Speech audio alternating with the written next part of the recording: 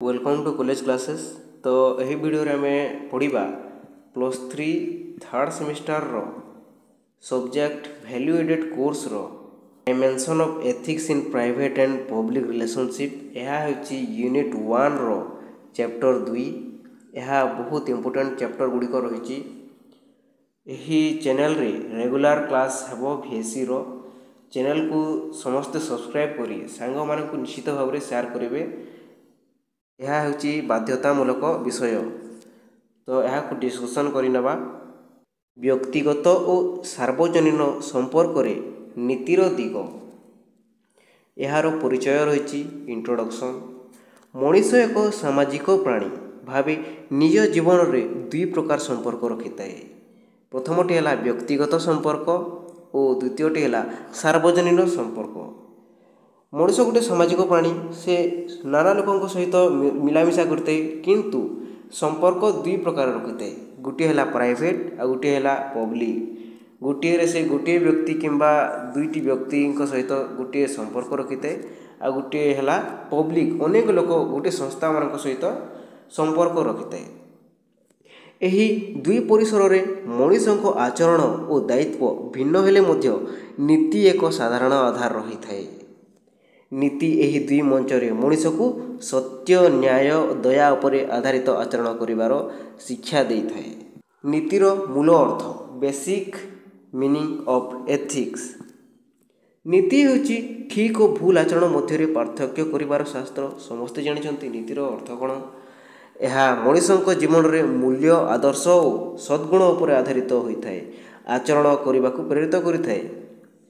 नीति मनुष्य भितर निष्ठा, दया, सत्यवादिता और दायित्वबोध गढ़ी तोली थाए। यार मुख्य लक्ष्य होची व्यक्तिगत सुख सहित समाजर भल पाई समता स्थापन करिबा। नीतिर मूल अर्थ होची समस्त मध्य कौन भल आचरण तैयारी करिबा, मनीष मानक मध्य निष्ठा, दया, सत्यवादिता आनिबा और यार मूल लक्ष्य होची समाजर भल किपर हो पारिबो। समस्त लोक माने किपर भल भाव चलिबे, समस्त लाभ किपर हेबो, ताहा होची एही नीतिर मूल अर्थ। व्यक्तिगत संपर्क रे नीति कौन रही। Ethics in private relationship. व्यक्तिगत संपर्क माने होची मनुष्यर परिवार, मित्र, आत्मीय और निजस्व जीवन सहित संपर्क। यही संपर्क रे नीतिर मूल भूमिका होची भल पाइबा, सत्य, भरोसा और सहयोग। उदाहरण स्वरूप माता पिता प्रति दायित्व, मित्र प्रति सत्यवादिता, जीवन साथी प्रति भरोसा। यही प्राइवेट जो रिलेशनशिप रही गोटे व्यक्तिर समस्त प्रति अलग अलग व्यवहार रही किंतु समस्त प्रति सम्मान रही। माता पिता प्रति कौन रही दायित्व रही, मित्र मान प्रति सत्यवादिता रही और जीवन साथी प्रति भरोसा रही। यह होची एही व्यक्तिगत संपर्कर नीति। व्यक्तिगत संपर्क रे नीतिमय आचरण रहिले घर शांति संपर्क रे गभीरता रहे। एही मनुष्यर चरित्र और आत्मा को शुद्ध मध्य करिथाए। व्यक्तिगत नीतिर मुख्य दिग गुड़िक है डायमेंशन ऑफ प्राइवेट एथिक्स। व्यक्तिगत नीति एकाधिक मूल्य दिग आवरण करिथाए, ताहाकू देखिदबा। सत्यवादिता, ऑनेस्टी, साधुता जहाँ को कहा जाए। निज और परिवार प्रति सत्य रहिबा। दया और करुणा, कंपेसेशन, अन्य मानक दुख को बुझी सहयोग करिबा। गोटे व्यक्ति दुख रे रहिसंती, तांको दुख को बुझीबा, तांको कौन दुख रही तांको सहाय्य करिबा। दायित्वबोध, रेस्पॉन्सिबिलिटी, घर, शिक्षा, जीवन माने निज दायित्व पूर्ण करिबा। सहिष्णुता, टॉलरेंस, अन्य मानक भिन्न मत को सम्मान देबा। गोटे व्यक्ति निजर मत को बारण कले मध्य ताहाकू सम्मान देबा आवश्यकता रही। गोपनीयता सम्मान, रेस्पेक्ट फॉर प्राइवेसी, अन्यंक व्यक्तिगत गोपनीयता को भंग न करिबा, ताहा विश्वास वृद्धि करिथाए। यही समस्त दिग मिसिले कौन होते मनीष जीवन भल और सुखी होता है। सार्वजनीन संपर्कर नीति कौन रही व्यक्तिर द्वितीय संपर्क एथिक्स इन पब्लिक रिलेशनशिप। सार्वजनीन संपर्क माने हेउची मनुष्य जनसेवा, कार्यालय, सरकारी किंबा सामाजिक जीवन सहित संपर्क। गोटे व्यक्ति समाज रे किपरि भावे रहुची और तार नीति कौन रही। एठारे नीति अधिक दायी संगठित भूमिका नहीं थाए। ଯେତେବେଳେ ଜଣେ ଶିକ୍ଷକ, ଅଧିକାରୀ, ଡାକ୍ତର କିମ୍ବା ସରକାରୀ କର୍ମଚାରୀ ନୀତିମୟ ଭାବରେ କାମ କରେ, ସେ ସମାଜର ଭଲ ପାଇଁ ଅସଲି ସେବା ଦେଇଥାଏ। ସାର୍ବଜନୀନ ଜୀବନରେ ନୀତି ହେଉଛି ନ୍ୟାୟ, ନିଷ୍ପକ୍ଷତା ଓ ଜନହିତ ପ୍ରତି ନିଷ୍ଠା। ଆମେ ଯେଉଁ କାର୍ଯ୍ୟାଳୟରେ କାମ କରୁଛନ୍ତି, ସେହି କାର୍ଯ୍ୟାଳୟର କିପରି ବିକାଶ ହୋଇପାରିବ, ସମସ୍ତେ କିପରି ସେଠାରୁ ଲାଭ ପାଇପାରିବେ ଆଉ ସାର୍ବଜନୀନ ନ୍ୟାୟ ଓ ନିଷ୍ପକ୍ଷତା ଓ ଜନହିତ ପ୍ରତିଷ୍ଠା ହୋଇପାରିବ, ତାହା ହେଉଛି ଏହି ସାର୍ବଜନୀନ ସମ୍ପର୍କର ନୀତି। ସାର୍ବଜନୀନ ନୀତିର ମୁଖ୍ୟ ଦିଗ ଗୁଡ଼ିକ ହେଲା ଡାଇମେନସନ୍ ଅଫ୍ ପବ୍ଲିକ୍ ଏଥିକ୍ସ।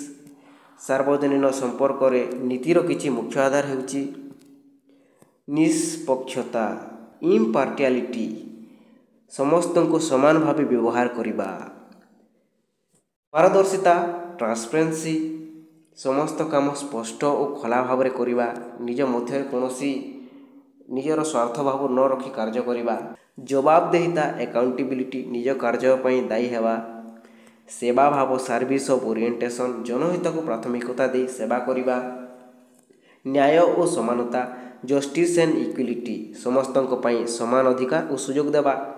ଏହି ଦିଗ ଗୁଡ଼ିକ ଅନୁସରଣ କଲେ ଶାସନ ଓ ସମାଜ ଉଭୟ ନ୍ୟାୟସଙ୍ଗତ ଓ ଶାନ୍ତିପୂର୍ଣ୍ଣ ହୋଇଥାଏ। ଦୁଇ ପରିସର ମଧ୍ୟରେ କ'ଣ ସମନ୍ୱୟ ରହିଛି? Balance between private and public ethics. ବ୍ୟକ୍ତିଗତ ଓ ସାର୍ବଜନୀନ ନୀତି ଭିନ୍ନ ହେଲେ ମଧ୍ୟ ଏକ ଅନ୍ୟ ସହିତ ଜଡ଼ିତ ଅଟେ। ଯେମିତି ଜଣେ ମଣିଷ ଘରେ ନୀତିମୟ, ସେ ତାହାର କାର୍ଯ୍ୟାଳୟରେ ମଧ୍ୟ ନୀତିମୟ ହୋଇପାରେ। ଯଦି ଜଣେ ଅଧିକାରୀ ନିଜ ପରିବାର ପ୍ରତି ସତ୍ୟବାଦୀ ନୁହେଁ, ସେ ଜନସେବାରେ ମଧ୍ୟ ସତ୍ୟପରାୟଣ ହେବା ଦୁର୍ଲଭ। ଏହି ଲୋକମାନେ କ'ଣ କରିଥାନ୍ତି? କରପସନ୍ କରିଥାନ୍ତି। ଦୁଇ ପରିସରରେ ନୀତିର ସମନ୍ୱୟ ଆବଶ୍ୟକ, ଯାହା ମଣିଷକୁ ଏକ ସମ୍ପୂର୍ଣ୍ଣ ଓ ସଚେତନ ନାଗରିକ ଭାବେ ଗଢ଼ି ତୋଳିଥାଏ। ନୀତିର ଗୁରୁତ୍ୱ କ'ଣ ରହିଛି? Importance of ethics in both relationship. ବ୍ୟକ୍ତିଗତ ଓ ସାର୍ବଜନୀନ ନୀତି ମଣିଷ ଓ ସମାଜ ଉଭୟଙ୍କୁ ଉନ୍ନତିର ମୂଳ ଅଟେ। ବ୍ୟକ୍ତିଗତ ନୀତି ଆମକୁ ଆତ୍ମସନ୍ତୋଷ ଓ ଭଲ ସମ୍ପର୍କ ଦେଉଛି, ଯେତେବେଳେ ସାର୍ବଜନୀନ ନୀତି ଆମକୁ ନ୍ୟାୟପୂର୍ଣ୍ଣ ଓ ଦାୟୀ ନାଗରିକ ଭାବେ ଗଢ଼ିଥାଏ। ନୀତି ଦୁଇଟି ସ୍ତରରେ ରହିଲେ ମଧ୍ୟ ସମାଜରେ ଭରସା, ଶାନ୍ତି ଓ ସମାନତା ରହିଥାଏ। ଏହା ଦୁର୍ନୀତି, ଅନ୍ୟାୟ ଓ ଅସତ୍ୟକୁ ଦୂର ମଧ୍ୟ କରିଥାଏ। ଉଦାହରଣ ସ୍ୱରୂପ ଦେଖିପାରିବା, ଯଦି ଜଣେ ଡାକ୍ତର ରୋଗୀ ପ୍ରତି ସହାନୁଭୂତି ରଖେ, ତେବେ ସେ ବ୍ୟକ୍ତିଗତ ଓ ସାର୍ବଜନୀନ ଦୁଇ ମଞ୍ଚରେ ନୀତିମୟ ଅଟେ। ତାପରେ ଜଣେ ଶିକ୍ଷକ ଯଦି ନିଜ ଶିଷ୍ୟ ପ୍ରତି ସମାନ ଭାବେ ବ୍ୟବହାର କରେ, ସେ ନୀତିରେ ସତ୍ୟ ଅନୁସରଣ କରୁଛି। ଏହିପରି ଉଦାହରଣ ଗୁଡ଼ିକ ଦେଖାଏ ଯେ ନୀତି କେବଳ ବ୍ୟକ୍ତିଗତ ନୁହେଁ, ସମାଜ ଓ ପେଶାଗତ ଜୀବନରେ ମୂଳ ଆଧାର ଅଟେ। ଏହାର ଉପସଂହାର ରହିଛି କନକ୍ଲୁଜନ୍। ସାର କଥା ହେଉଛି, ନୀତି ହେଉଛି ମଣିଷ ଜୀବନର ଦୁଇ ପରିସରକୁ ଏକାଠି ଯୋଡ଼ିଥିବା ସେତୁ। ଏହା ଆମକୁ ଶିଖାଏ ଯେ ବ୍ୟକ୍ତିଗତ ଓ ସାର୍ବଜନୀନ ଜୀବନରେ ଦୁହିଁରେ ନୀତି, ସତ୍ୟ ଓ ଦୟା ଅପରିହାର୍ଯ୍ୟ। ଯେ ମଣିଷ ଦୁହେଁ ସ୍ତରରେ ନୀତିମୟ ରହେ, ସେହି ମଣିଷ ସତ୍ୟର ଭକ୍ତ ଓ ସମାଜରେ ଆଦର୍ଶ ନାଗରିକ ହୋଇଥାଏ। ତେଣୁ ଆମେ ପ୍ରାଇଭେଟ୍ ରିଲେସନସିପ୍ ଆଉ ପବ୍ଲିକ୍ ରିଲେସନସିପ୍ରେ ଏଥିକ୍ସକୁ ନିଶ୍ଚିତ ଭାବେ ଯୋଗ କରିବା, ତାହେଲେ ଆମେ ଗୋଟିଏ ସମାଜରେ ଭଲ ବ୍ୟକ୍ତି ହୋଇପାରିବା। ଏହା ହେଉଛି ୟୁନିଟ୍ 1ର ଚ୍ୟାପ୍ଟର 2। ଧନ୍ୟବାଦ।